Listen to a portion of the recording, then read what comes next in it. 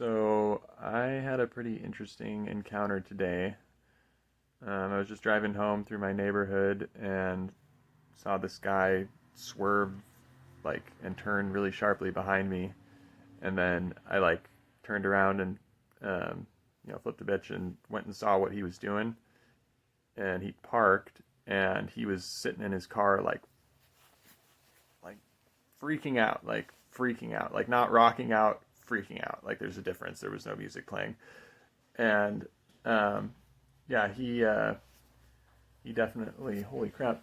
Look at this. There's a bunch of birds that just flew into my backyard.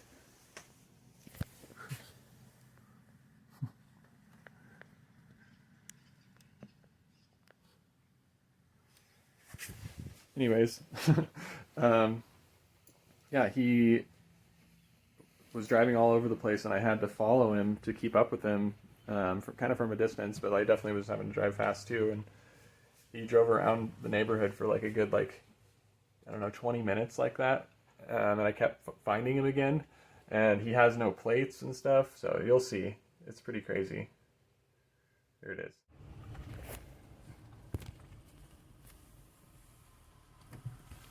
So this guy right here in this Jetta has been stalking my neighborhood and driving around all crazy fast. I'm gonna investigate right now.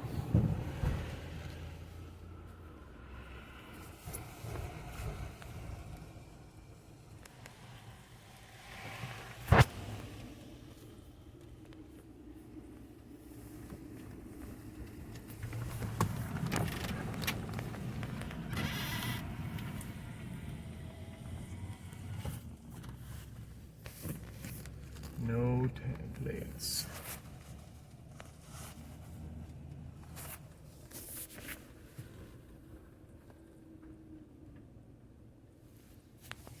Hiding for some reason too, obviously.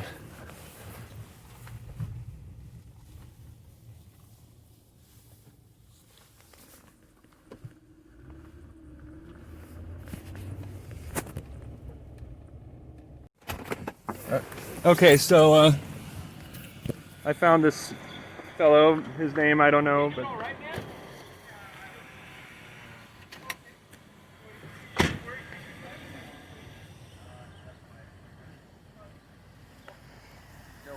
Say stop taking. hi, how's it going? Yeah. Yeah, you've been driving all over the neighborhood all crazy. You know what is that about? I basically just found out that my parents have COVID. So. Got what? My parents have COVID, and I just found out, and I'm freaking out. So. Okay, well, you shouldn't be out endangering people. I pulled over for a reason. I am sorry. Okay. Well, I don't know if you noticed I was following you. Because you've been driving everywhere like crazy. So, where's your house, man? You want me to help? Do you live around here? Nearby. Do you want me to help you get back over there? I mean, honestly, I think it'd be better if I just chilled a little bit and then... Well, you're driving still. Sorry. Can I take the call from my dad? Yeah, go ahead. Yeah, we just want to make sure you're all right. Well, I'm just gonna hang out for a little bit, okay? Yeah.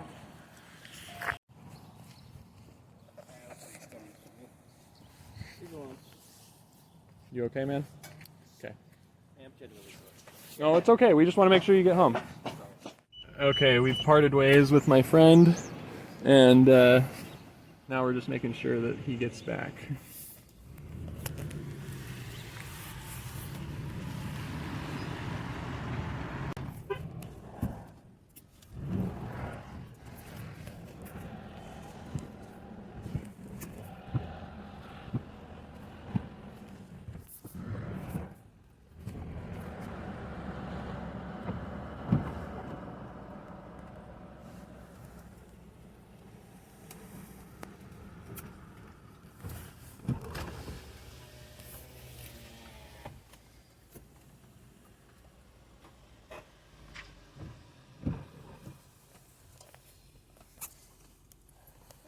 Hey, thank you. I'm sorry to be the way I'm being, but I think you understand, obviously, right? Yeah. All right, my name's Sean, by the way. Can I give you my card?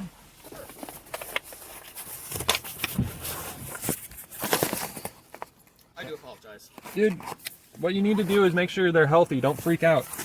So, don't put them on a ventilator. Go get them on vitamin C drip. Do you know what I'm talking about? Like, if they're really sick, you can get an IV for them with vitamins in it, and they'll get better. They'll help. Their immune system is what's under attack. So get them vitamins. They're doing okay. It's more there's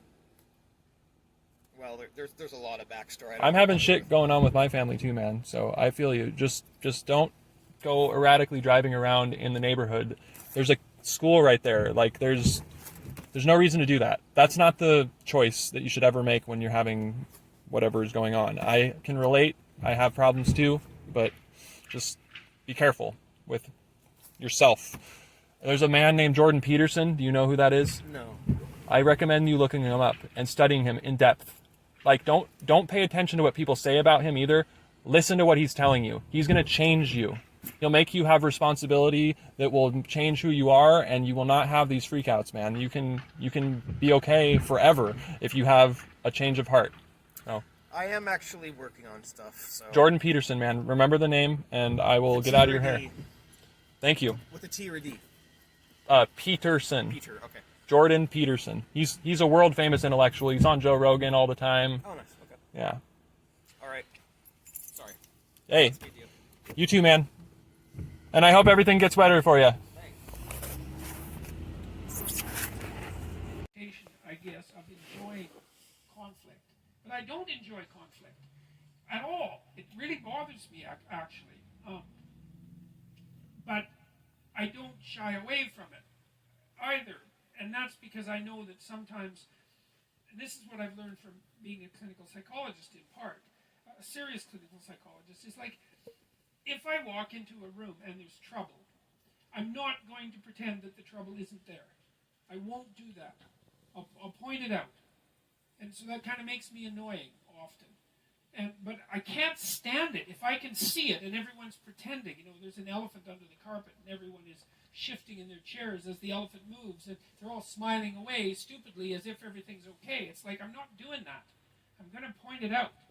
And I don't like that because it's usually not an elephant either. It's usually some god-awful monster, and it's been there for a long time, and no one wants to admit to its existence. And so that makes for difficult conversations. But I don't enjoy them. But I know perfectly well that things that you hide grow. And I enjoy that a hell of a lot less. And so, anyways, I'm not interested in politics, I don't believe, because I don't think I have the temperament for it. But I'm not interested in politics, I don't believe, because I don't think I have the temperament for it. But I am interested in aims. And I am interested in trying to figure out what we should be aiming at, because we need a new story, you know, like, we're all bloody petrified in one way or another and cynical about the possibility of multiple apocalypses because one isn't enough, and we don't have a counter story. It's like, okay, well, here's a bunch of ways that things could go to hell in a handbasket. It's like, well, what could we build instead? You know, who knows what we could do? We could irrigate all the world's deserts. You know, that might be a good thing to do. I mean, maybe we want some desert. We could keep some desert, but we could irrigate the damn deserts if we could get if we could become sophisticated enough with regards to our technological use of energy. It's not like we're going to run out of energy. It's like the universe is made out of energy and matter. We're not going to run out of it. You know, I mean, and we could make sure everybody had a high-quality education and that child mortality was cut to almost nothing and that we were taking full advantage of everyone's talents to the best of our ability. And, like, I'm interested in establishing these aims. And I'm working on that with all sorts of people in Canada and the United States and to some degree in Australia and in other countries, trying to understand, well, we need a noble aim for Christ's sake. What the hell? We've got all this technological power and it's multiplying like mad. And all this wealth, it's like, what could we make the world into? Let's find out. What the hell? You know, we've got to stake our lives on something, and that's better than politics. That it's better than it's a better role for me.